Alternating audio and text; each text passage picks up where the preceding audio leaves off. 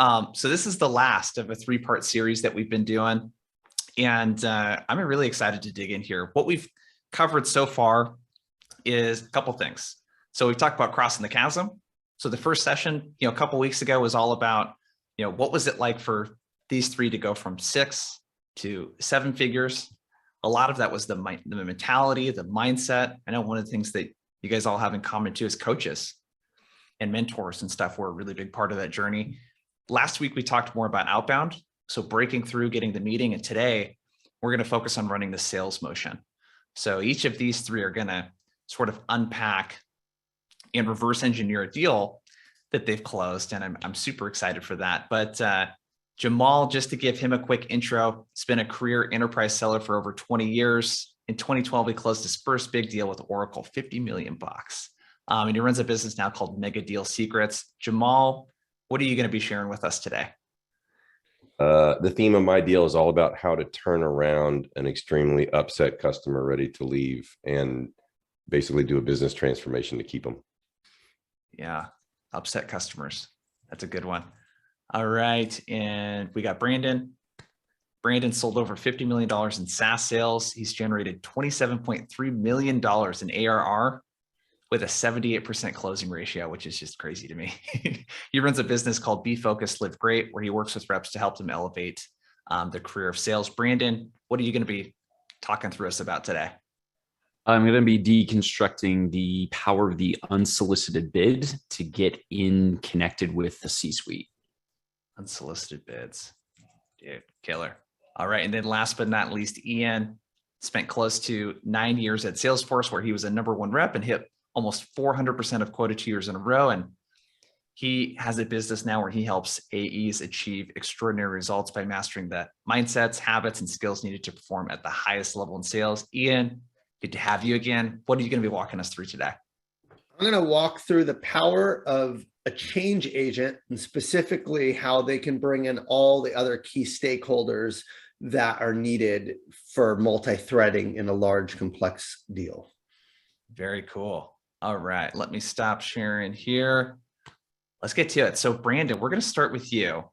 So give us a little bit of a rundown on the deal, maybe 60 seconds, 90 seconds. Give us a little bit more intel on the account. I guess you're not allowed to share who it was, but size of deal, all that kind of good stuff before we dig in.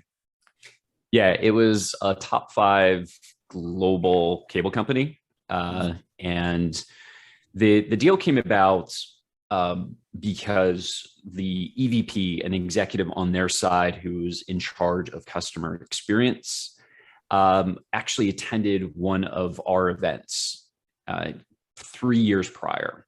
I had built a name for myself in the organization. This is when I was actively selling conversational AI at LivePerson, and our EVP of sales connected me with their EVP when he reached out stating, hey, we are launching a brand new brand. They were a cable company who wanted to get into the telecom space. So they were developing their own affordable mobile brands, similar to, say, a Mint Mobile, a very affordable telco. And so that started at the end of 2019, and we closed after submitting this $500 million unsolicited bid. We closed a $6.6 million deal in that summer of 2020. So happy to unpack that here in a little bit. Dude, $500 million, excuse me, with a B proposals. pretty crazy. So if I'm looking at my notes correctly here, it took about 8.5 months to close. And a big deal, a big part of this you mentioned was the power of unsolicited bids. Can you talk about what an unsolicited bid is and sort of how you use that to gain access to who you needed to in the company? Sure. It's us as the provider providing information and insights, providing a proposal that company did not ask for. We identified a really big problem that they were unaware of, which was how to save tons of money, $90 million over 3 years by transferring their labor, transferring their customer experience from voice calls into conversational messaging and using the power of AI and automation. And we had a blueprint successfully helping many other cable companies, many other telecom companies. But once we had the power of their actual data, we could unpack that and deliver those insights. Interesting. So the kind of concept here is that almost this unsolicited bid is almost an unexpected kind of gift, I guess, that you were bringing in a lot of these insights. You never really talked to them about this, but it sounds like you did a lot of discovery with everyone kind of, Yeah. So we had to earn their trust. We had to get inside their four walls. So it was a two-part motion. So to sort of unpack where I was as a seller in the organization, I was a new logo hunter, but I had some reign that I didn't have to hand over immediately a deal or a new logo to a client partner who could then go and expand that, close 8-figure, 9-figure deal on top of the initial landing. I was able to expand it a bit because we first closed the mobile deal, this brand new mobile brand that they were building from the scratch up. I was able to close that with the agreement that, hey, this is going to get us into the larger parent company. And then once I landed that, that's when I would hand it over to the client partner team. So that was step number one. Step number two was bringing in folks inside my organization who could truly bring about transformational change. So I didn't want to just land that initial deal and potentially put myself in a competitive situation where I was just going to be competing on features and price against their incumbent provider at the parent company. Because there were rumors that they were going to be putting out an RFP around conversational solutions. And for those who are not familiar with that, that means things like chatbots. It means chat or messaging types of services that they could offer their customers. So step one, once we landed this initial mobile deal, we had to be successful at it. Of which we had a very good blueprint that we know was going to drive the impact that they needed. The outcome that that brand was looking for was to keep costs low for their customers so that they could announce to Wall Street and their potential customers, hey, we can give you mobile service for $10 a month. And to be able to do that, they needed to reduce their costs. They couldn't outsource their customer service to these expensive business processing operators or BPOs. So when you call customer service, that's usually an outsourced service. What we were able to say is, hey, don't go live with even a 1-800 number. Don't even allow your customers to call. And in fact, that's actually going to deliver a better service anyways, because nobody wants to call, have an automated tree to have to navigate through, be on hold. They want to be able to message your brand and then go about their business. So that was step number one. We did that very successfully for the mobile brand. We made those folks heroes. That got the attention of a higher subset of executives inside the parent brand. Then we were able to collect their data, not a hypothesis. We actually collected real data. We understood what their costs were. We started to understand that they were outsourcing to 8 different BPOs across the globe, spending about $200 million a year just on labor.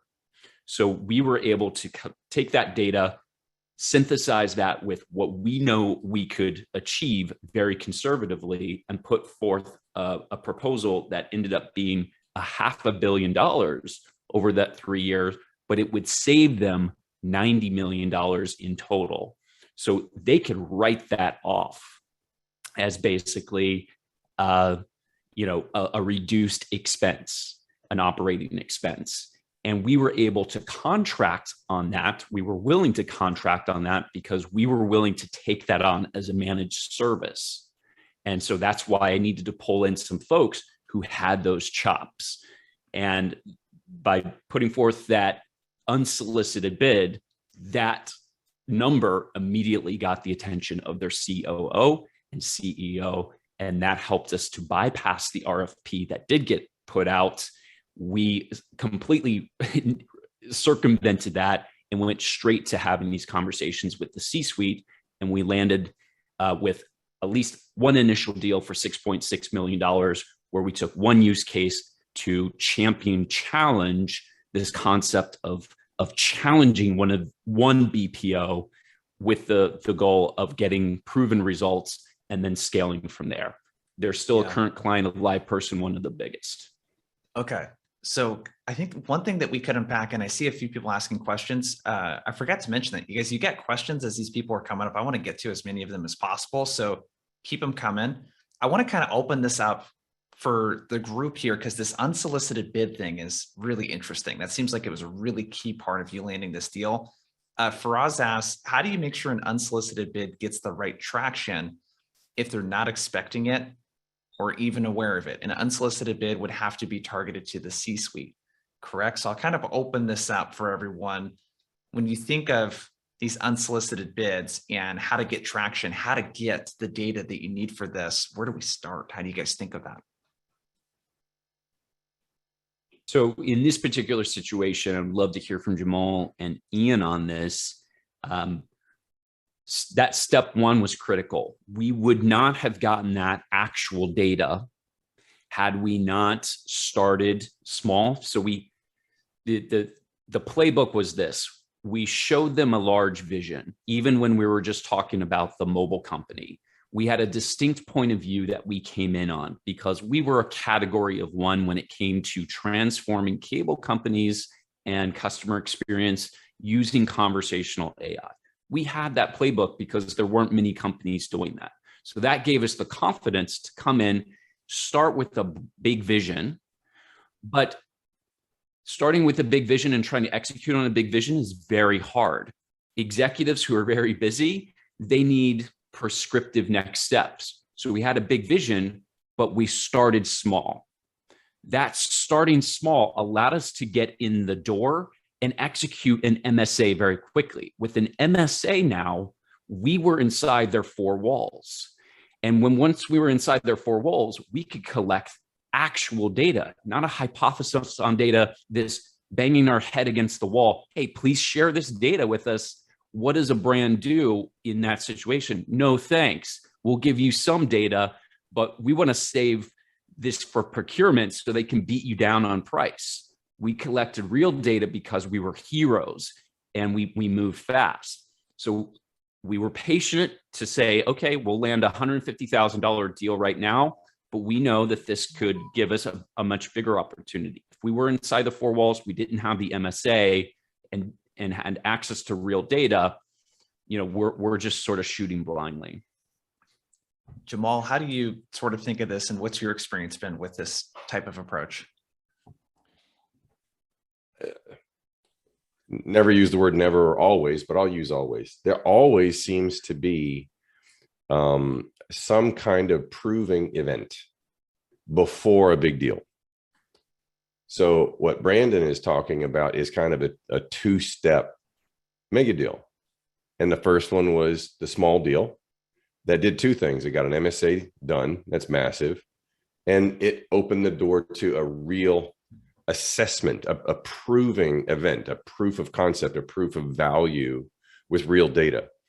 In mine, it was an existing customer, and we were selling them the software, and we were selling them the people who were using the software for them. So we had all the data, and we had to crunch it and show them the arguments that said we need to do it completely differently if you're not happy with it now. So I think that's my takeaway from listening to Brandon, is that there's always some kind of proving event. And that's why you want to try to get that. If you don't do it, you're going to get a small deal first.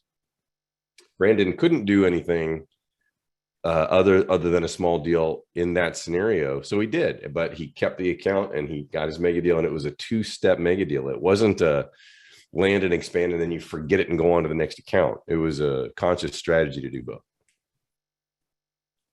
Got it. Ian, looks like you had something to I add. think, I think these guys are both saying the same thing. You need to have somebody in the organization who trusts you, who's willing to share their data. And typically that happens when they're already familiar with you, either because they're using your product or service in some capacity or because they've used it in the past. It's hard to get that without some type of relationship or connection within the four walls, because certainly procurement's not going to share it. IT is not going to have it. So you need someone in the business to share that information. And typically large deals, I'm just thinking about any large deal I've done north of 7 figures, all of them have required some type of business case. And every one of those business cases was based on them coming to the table with their data, their specific time savings, their salaries, and fundamentally, CFOs aren't going to approve large deals without some type of ROI and business case that is not you telling them what it's going to be, but their team working with you to co-create those numbers conservatively. So those are kind of the what I'm hearing, and definitely echoes the deals that I've worked that were large as well. Got it. So big takeaway here, it sounds like, is, not being afraid to come in with a really, really big vision, knowing that you're probably not going to get everything that you wanted. And it's okay to get started with something, and don't just think of this as a land or like a one and done, kind of deal, but I can land, expand, use the data from that first agreement, from that first deal to really kind of sell the bigger vision. But I think a key part, it sounds like, is coming in with the bigger vision to begin with. Yeah. I'm a big fan of, thinking of yourself as this category of one. There's less competition there. If you can niche down into being a specialist, at that moment, we were the specialist in the cable industry, utilizing conversational AI with very specific outcomes, how to disrupt these 8 different outsourcers that you've been relying on for decades. That's costing you $200 million a year, because all they're telling you is the best way to solve the problem is to throw more labor at it. We need better talent. We need better, trained people in the Philippines and India and Mexico, where we were giving them a whole new solution. No, bring that talent actually onshore with native language English speakers, and with really good automation and a great platform that can connect into all your backend systems, we can actually not just reduce costs, but deliver a better customer experience. We are the category 1 experts who know how to do this. If you don't jump on now, you're going to miss out. You, EVP, you're going to miss out on your bonus this year. And you, COO and COO, you're going to fall back to your competition. That's a powerful statement. What Brandon's sharing, I think, is important to call out. It's in the challenger motion, every word through and through of both the challenger sale and the challenger customer, because he's saying what you're being told and what you're doing is all wrong. That's bold. He's saying the best service is no service, or an effortless experience where they don't have to call. And anyone who sells into the call center or customer experience will know that BPOs and labor and throwing bodies and money at it is something that people have done traditionally, especially in telco and cable, for dozens of years. So to go in with a point of view that's completely different and saying you got it all wrong, I think is what we want to do with these point of views, because that's what establishes you as a trusted advisor versus letting them guide the sale and tell you what they want. And it takes courage, and you have to believe in your vision strongly to be able to take that message to an executive audience. Love it. Brandon, good stuff. We gotta move to the Ian here next. We'll unpack his, and we'll just kind of do the same thing here. God, I wish we had an hour to unpack each of these with you. But so Ian, walk us through your deal and sort of the big, kind of takeaway that we can, spend some time on here. Yeah, I think My deal started with an RFP, and it was led by procurement and IT. And the RFP, it was a global real estate company. The deal was about $12 million. And it started with a deal that was more transactional run rate type of deal where they came to RFP. It was going to be about $200,000. And we came back, and of course, we did the whole RFP thing. And I had the gut feeling we were losing, right? And the RFP, I was a brand new account that I had inherited, and our fiscal started in February of 2017. And this RFP came out maybe in March. I just gotten the deal. So I wasn't going to say no. I didn't even know anything about the company yet. So I responded. And when I saw the RFP, I had a really, really strong intuition that they were going about it the wrong way. In its simplest, quickest format, they were asking for a database to manage real estate awards. So if you think about Keller Williams or Remax or Berkshire Hathaway or any of these large real estate companies, their agents are 1099 contractors. And it's a sales organization, but the agents can move around a lot, quite a bit. And their entire goal is they're motivated a lot by recognition, stack rankings, where they stand. So this was going to be the platform that managed how they were selling, and basically the database of the awards they can use for their trips, for their club, for all their incentives. It's a very important database, but all they were looking at was, this is a database. We're just going to store the data here. What we said is, you're looking at this all wrong. Rather than just storing it and replacing a database with another database, which is what the RFP was asking for, we should use this as a way to engage the agents, to give them visibility of how close they are to trips, to show them how they stacked up in the leaderboards, not to report the news, but to create the news. Okay, so I took that to the IT contact and procurement contact that I was working with. And what do you think they did? Any guesses when I told them that they're looking at this all wrong? They probably shot it down. That's my guess. They said, like, you want us to spend more money, dude? You stay in your lane. You're too expensive. So I came in with this like fancy proposal of all the collaboration, notifications, visibility, mobile app, all the cool dashboards, all these great things we can do to drive sales. And they said, this is garbage. Just give us the database. And I said, I'm not sure that I want to work with these guys. They have it all wrong. So I decided to go outside of procurement. And I took this message to the COO directly. I said, you're making a mistake with this. I'm a new account executive. The way your team is looking about this is not how they should be. And I requested a meeting with the COO. Okay.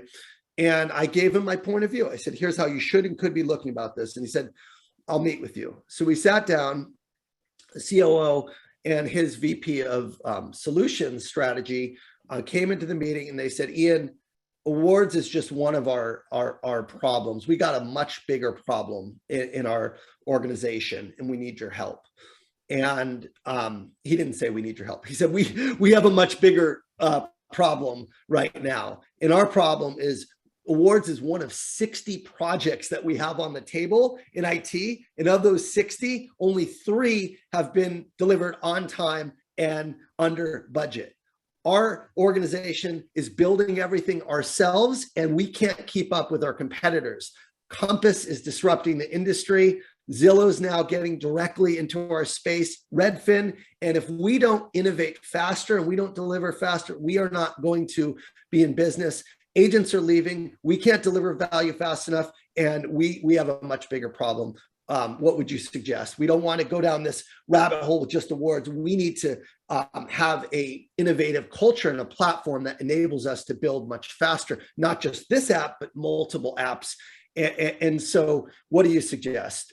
And so I talked to him about a group within Salesforce that we called the Ignite team. And the Ignite team is a group of design thinkers that fundamentally helps companies transform their organizations to innovate faster and to deliver more value to their customers and their customers' customers. And I said, if you really want to solve this problem, it's bigger than this one application. I say we freeze everything and we take a step back and we look at how we can build a culture and a company of innovation. And so he said, that's a great idea. And so what I ended up doing was, and this is where the catalyst for the deal happened. The COO was new to the organization. and new to that role. And he said, Ian, I can't do this alone. I got to get my team on board. I got to get my company on board. I'd love to introduce the concept of why we need to change and shift to a culture of innovation to our company in our next town hall meeting. Would you guys help me prepare for this town hall? And so my next call was to my internal team, the Ignite group. And there was a colleague of mine, his name was Noah Flower.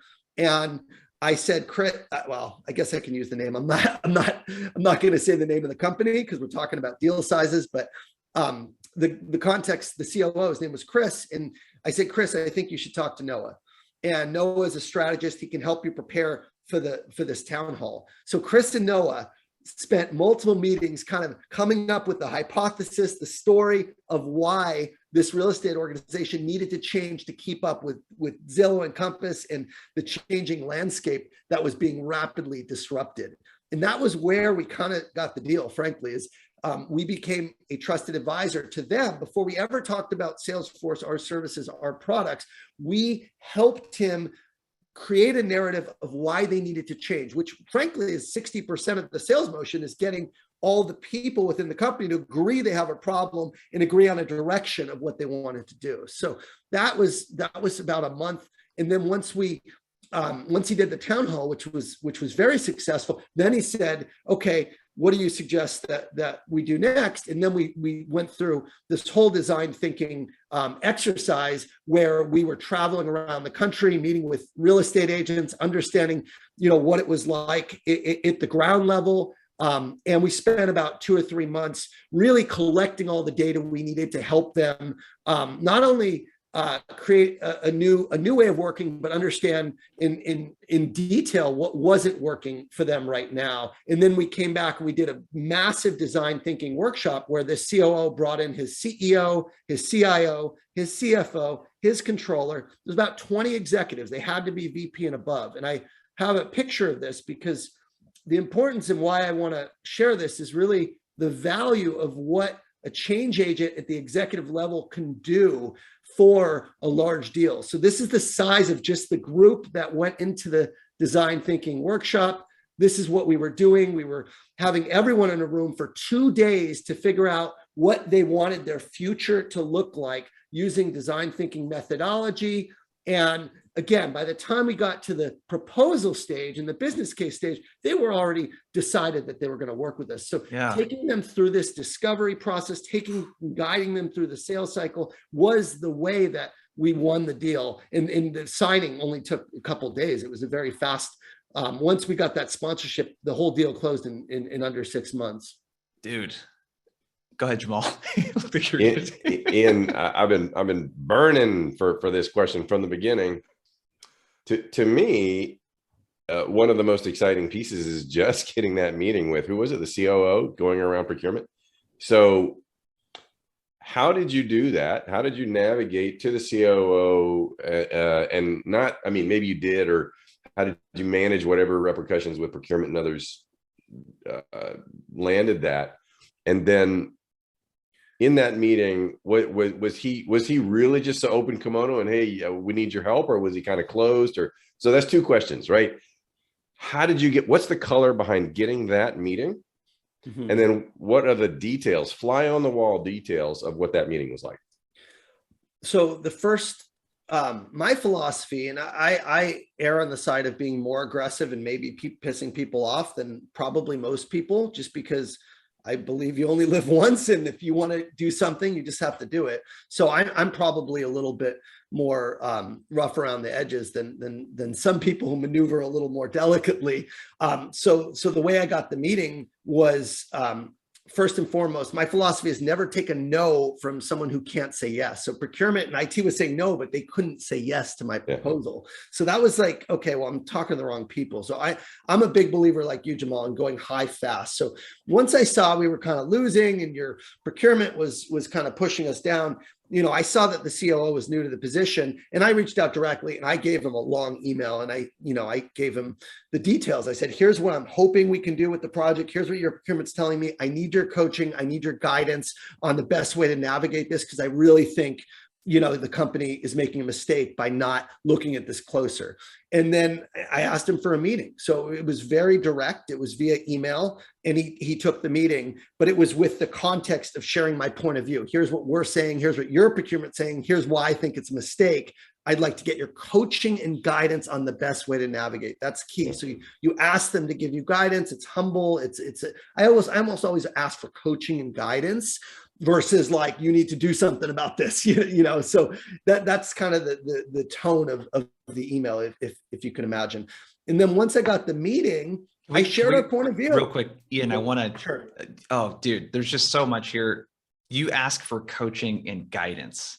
Yeah. That's a way that you're able to challenge super, super hard, but in a way that doesn't like really offend the person. Yeah, because you want to appeal to their egos. You want to bring them involved, and you want to be humble. And it's saying, I need your help. I need your help is different than you're making a mistake. So I think cool. really important is like, where would you go if you were me? What do you suggest? I know you're new to this role. So, he absolutely, well, it turns out when I got the meeting, he wasn't happy with their procurement and IT, right? Very much, because they were the ones that were 60 projects, behind schedule and over budget, right? So he was there to make changes. He was a change agent. He was very vocal and verbal when I got the meeting around what wasn't working. So, very few customers are as direct and open. It turns out, Jamal, this guy came from Oracle, and he was one of their enterprise sales people before he started his own company, became, president, CEO. So he's a sales guy through and through. So he when you're selling to salespeople, they tend to be very direct and open.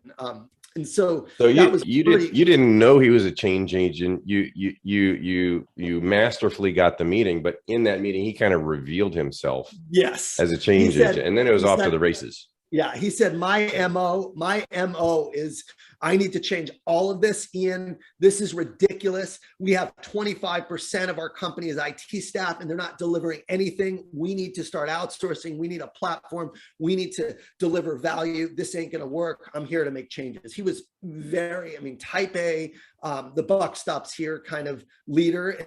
But he was humble, and he knew that he wasn't going to do it alone. So his first steps was doing this town hall. And then, he was selling internally. He was the quintessential mobilizer where he was selling internally, but he also brought us in to meet with the CIO, the CFO. So our process with design thinking, this was the cool thing, is once we said, this is how we work, we need one-on-one interviews with all the stakeholders so we can understand what they care about, what their challenges are, what their goals look like.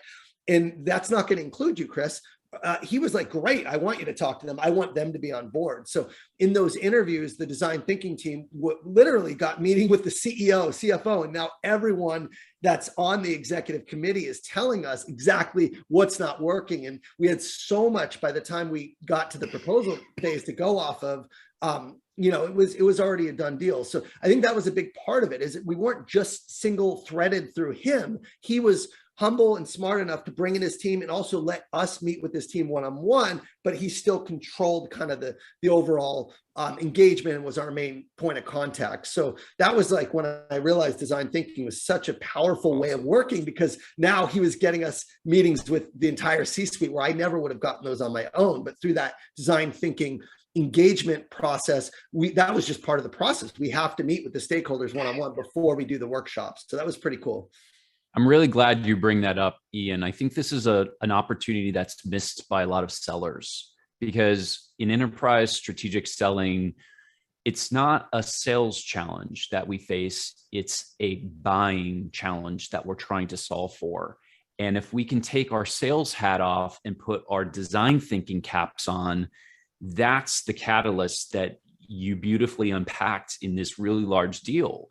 Can you maybe high level give some folks listening in who may be struggling with, hey, I need to pitch, I need to present, I need to be this superhuman in front of customers and know it all. And then that's what lands the deal, versus taking more of that design thinking approach. Like, what's your advice to sellers out there listening? My biggest piece of advice is be the quarterback. Find the experts. If you work for a large company like an Oracle or LivePerson or Salesforce, oftentimes you have teams or resources that are dedicated to helping the customer come up with a strategic vision and roadmap and the right architecture. And when I really started selling, at a much greater levels, when I took a step back and realized that this lone wolf approach that I was doing, this grinding transactional approach, wasn't working, and I started leveraging this Ignite team of design thinkers, and that was like what I was trying to sell. I was trying to sell them to agree to an Ignite, agree to a design thinking engagement, because I knew at the end of that, we would have so much information and so many connections that getting a deal would be much easier. So my advice is simple: sell as a team and bring in people smarter than you and let them do their job and stay out of the way. And you'll be amazed at how your results skyrocket. I have to ask you guys all too, RFPs, is that the go-to motion? Hey, I'm not going to be compliant necessarily with the RFP process. I'm going to see if I can take this above and start above the RFP. Is that how you guys all approach RFPs? I've been able to leverage RFPs in a very strategic way. So I welcome them. I was able to successfully use an RFP as a reason to deliver a distinct point of view. Like Ian mentioned earlier, don't accept no from people who can't say yes. The effort of an RFP is to commoditize everything. And let's face it, brands don't always know what they don't know. So it's our job as design thinkers to figure out, hey, how can I put myself in this prospect's customer's shoes, truly their customer's shoes, and come up with some insights that will bring value. So you can I've used strategically coming in at 10x the price and being told that the cost, and then using that as a lever to say, well, here's the reason why. We're responding to the RFP, but I don't philosophically believe in some of the things that you're asking for. Here's a different perspective on it. And that usually opens up the aperture and the conversation wider. Wow. Jamal? One of the greatest lessons that I learned, it was kind of a realization. And it came while I was at big old Oracle. And, the bigger the company, the more the rules or guidelines or policies there are, just layers and layers and layers. And I remember at some point, it was between watching other reps do it enough, and then I started to do it. I realized that what was happening was we were learning how to see those as rules and guidelines and not as law. And a great rep understands how to make non-standard stuff happen. So whether it's fooling around with the RFP to get beyond it or try to influence, there are stories of people going above, like what Ian did. There are stories like I've experienced having a mole in the account, and she was like, I'm going to talk to you guys, even though the RFP's on, because I want to tell you everything that's going on. And so we were like, okay, but it's risky, but yes, let's do it. And so we got all the juice from this one person who was on the decision-making committee and telling us what was wrong with the RFP and what we should do and shouldn't do, et cetera. And then, I've seen other reps simply push back and say, similar to what Ian was talking about, you're doing it wrong. And if you're going to do it, you should do it like this, et cetera. And all of this came into a visual image of mine. It's kind of like, those corn mazes, and at the end of the summer, you go through a corn maze. It's really tall. It's taller than you, and you can't see around it. And you're just kind of trying to make your way through, and it's a lot of fun. A great rep knows how to levitate above the corn maze of all the policies within a company and look up and say, aha, the exit's over there. And just kind of float above it all to get there faster. And that's what it's like getting around the things that you're told or the ways that you're told to do it, either internally with your company or with the customer's policies and how they do it. And you can be a bull in a china shop. You can do it with super stealth and sensitivity. Do it in a way that fits you and your personality, but absolutely learn how to rise above the corn maze and get to the end fast. Oh man, This is good stuff, you guys. Let's keep this rolling. Ian, that was awesome, man. All right. So we got Brendan, Ian, Jamal, last but not least. Walk us through kind of your deal, the big learning lesson, and let's pick your brain on it. Yeah. So the short story was, it was an existing customer, and they were doing it was a global pharmaceutical company. And they were a current customer, but they were only a customer because Oracle had just acquired number one in a certain a software that did a certain business function within R&D. And as you know, oftentimes with acquisitions, lots of the good people from the acquired company leave to go do something else like a startup, and there's a lot of turnover. So we were walking into a situation where this acquisition had just taken place, and it was right about renewal time. And the customer was so dissatisfied because our deal was software and services, and a lot of the people were either leaving or, you know, the KPIs, the SLAs weren't being met, et cetera. So they were thinking of walking. And I had just been brought back into the account after it had been given to somebody else. And I remember I was, and all this, some of the folks who were on this call have read my book. The book is the long version of this whole story. But I was at a different pharmaceutical company, and I got the call from my VP, and he's like, "Do you want this account?" I'm like, "Well, of course I do." He says, "Well, good, because you need it now because we're starting the renewal process." So long story short, over a 9-month period, we started this journey with the customer that started with one very important meeting where I was sitting at the conference table. To my right was the head of sales. My left was the head of professional services. And across from us was the VP, who was the sponsor of the whole business unit. And we had started the conversation talking about what we could do to make things better. And it was mostly about, you know, getting different, or, you know, configuring the services team different, or how to handle bugs differently. And the customer said, guys, this is not about discounts here and there, or moving a team around here or there. This is about stewarding the most important IP of this company. It was a long pause. We just kind of looked at each other, and we said, okay, all right, we get it. And the conversation completely changed, and we took a different direction. And what ensued was 9 months of raising above the corn maze and flying all the heck over the place, because we redid everything. We redid the operational model. We completely did a non-standard commercial model. We basically wrote our own T's and C's instead of, you know, using all the standard stuff that's in Oracle's 100-page document. And those are highlights, right? I could go deep in every single one of them. But the biggest kind of asset that we had, you know, this is all about team selling, was my VP of sales happened to be almost like a mathematical savant. And he would have us, the whole team, go collect and scour all the data from our previous years of working with this customer, and bring it back and set it up in a certain way. And he would just kind of look at it and watch this stuff. And he would come up, his favorite thing to say was, you can argue anything that you can support with proof.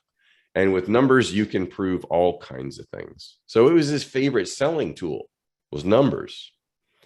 And so he would come up with argument after argument that layered on top of each other, a transformation of each component of the deal, to the point why at the end of the 9-month period, and this very, you know, chaotic and exciting experience sales cycle, we got down to the very last day before the end of Oracle's. It was the final day of Oracle's fiscal year, and we wound up signing a $53 million deal. So it went from 10 million to 53 million with a really pissed off customer in 9 months. And that's pretty much it. What I love about, you know, what you unpack in much greater detail and Make It Deal Secrets, Jamal, and I think what we're hearing, everybody's hearing, is a common theme, is being in a position of humility to be able to put people in a position to thrive, to be in a position to be a true subject matter expert. And you had multiple stakeholders in this concept of team selling that you talk about, Jamal, in the book, and just now unpacking that deal. Is it's so important to bring folks who can fill in the gaps where maybe you don't have that expertise, and they can be put on a pedestal where they could shine, where they truly do have that capability. So can you talk a little bit about how you rally those folks inside your organization, when to go to them, and like how to leverage them to good effect? I mean, it's a great question. That's not just team selling. It's almost like entire New York City area selling, sometimes. There's so many people get involved. And it was in that selling experience where I learned that to do the complex selling, we need to let go of our preconceived ideas about what being a salesperson is all about and become something else. And what we become is something between a CEO and a project manager or a program manager. Because we used to be, it used to be just me and the pre-sales guy would go do a 50K deal. But with these huge things, it's like, okay, so the services team has all this cascading need of people to talk about the different elements because the deal is so complex. What we do for them has so many facets to it. One person isn't going to be able to address all the issues. So, I mean, without going too much detail, what I had to learn how to do was basically run a complex process. And so what I did is I had owners of different components. I assigned ownership. Even if they weren't really ready, I kind of helped them, kind of groom them with their confidence. And I said, I'm here for you, but I don't know that part. You do. So I'll help you shine, but you got to own this bit. And I'd assign people on each one of their own kind of mini team. And then I'd say, go do what you need to do with the customer and go do what you need to do with our own internal team and pull me in whenever you need. And everybody will get together on Wednesday afternoon. We'll have an internal all hands call every Wednesday afternoon just to see what the heck everybody's doing and how I can support. So all of a sudden, I wasn't a doer anymore. I was just a facilitator and a supporter. And that was a really new experience. And I hope everybody on this call gets to make that shift, because it's an amazing thing. It's scary. We're not trained to do it, but it's so important to learn if we're ever going to get over this hump, going from run rate to selling above the clouds, as I say. I think Jamal's hitting on an important point, and you almost have to be like the RVP of your account or your territory. And I put in the chat, there's a big internal team you're managing, and each person has a specific role. And, we're all kind of marching in the same direction to close a deal, but you have your solutions engineer, of course, and their people that they're working with, they're quarterbacking all the products working together to prove out how this large transformational deal works. There's architecture. There's your business value services, the people doing the business case. There's sales leadership above you that you're trying to align with their leaders. There is operations and pricing and legal and everyone in between. I mean, I don't know if it was just kind of a big company thing or if smaller company, because I only worked at large companies, but if you're working at a semi-decent company where they do 7 and 8 figure deals regularly, you're going to have a massive team, and the skills that are required to run and orchestrate this type of deal it's very much leadership, quarterbacking, organization, planning, project management, and time management skills, which don't always come naturally to the hardworking, grinding salesperson. So it's almost like an entirely different type of person you need to become to be able to run and close these deals. And I had to make that transition myself. And I only did it after missing quota 3 years in a row, because I realized what I was doing wasn't working in the enterprise space at Salesforce. So it's a really important point. It's a different skill set. Hardworking, grinding, outworking everyone does not work in the enterprise, period. I have a question that I'd like to poll the audience on, because I'm hearing something more and more. I don't want to influence the question too much. Yes or no, you can do more, but yes or no, do you feel the company that you work for gives you sufficient, not massive amounts like the big companies have, but sufficient people and resources to be able to do complex deals? Not even mega deals, but just larger and complex deals. Big mix. So, okay, so it's a mix. The reason why I'm asking is because we want to keep this as applicable as possible. And even though more Ian and I, because Brandon's company was sizable, but nothing like Salesforce and Oracle. What I don't want to have happen is everybody to walk away and say, well, if I'm not at a Salesforce or Oracle, I can't do these big deals, because that's not true. You just do it at the scale that your team can support. You can still go beyond what you're used to go. All of us are used to grabbing the sales engineer, pre-sales engineer, and kind of riding off into the territory. That's where we're comfortable. But go get uncomfortable by grabbing some other folks, regardless of how many there are. Go internally and find your A team. Ask and demand that you get the A team and show that, look, I got a potentially big deal here. It is not totally qualified. It is not laid out in front of us, but I need your help to go get it there. And you rally the troops, but it doesn't have to be the massive hordes of support people that the larger companies give their reps. I think that's a really, really important point that people should embrace.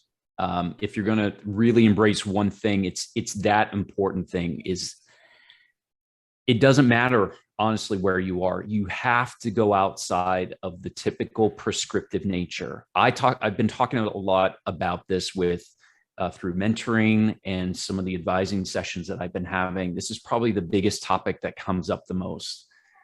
Jamal said it. I was at a 1,300 person company, comes nowhere near Salesforce and Oracle with the type of infrastructure and options you have at your disposal.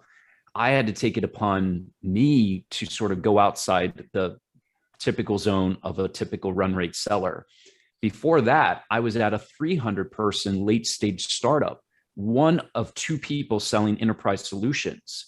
The way I won deals was to get everybody selling the cool factor of being in San Francisco. I would bring these restaurant executives inside our office, and in a half a day, I got our CEO to speak with them. I got our customer success team to show them what it was going to be like to be a customer. I had our sales engineers give a really prescriptive demo. So the way I liken it is, instead of being a franchise operator, when you come in and you're at a new company, you could be a franchise operator and just listen and abide by the rules, right? But that playbook was designed by somebody else. The better way to think about it is to think of yourself like a startup. And you want to be a startup that changes the world. And when you get started first as a startup, right, it's going to be a little scrappy. It's going to be a little messy. But eventually, once you get experience and you get the type of skills that you need, you start to become a well-oiled operating machine, a company that can operate with excellence consistently. So that takes coloring outside the lines a little bit, back to our earlier question, like why certain subjects weren't right for us in school. Is sometimes you got to unlearn the things that you are taught in school or the school of sales, and think more outside of the box. That's what's going to take you from level A to level Z. I'd like to add to Jamal's point and Brandon's. What you're hearing from all of us is a common theme. If it's a small company, mid or large company, it's not important how big and the quarterbacking skills. You need those skills if you're quarterbacking a bigger team. But what's way more important as a takeaway is to really understand your customer and come in with a compelling and thoughtful and challenging point of view on how you can help them with their biggest challenges or hit their biggest goals. All three of these stories, all three of our examples required us coming in with a different point of view from what the customer was initially thinking they needed or asking us for. And that's kind of the enterprise CEO startup way of thinking that Jamal and Brandon are referring to. It's coming in completely as if you were an employee of the company, and better yet, as if you were their CEO. What changes would you make if you worked for them?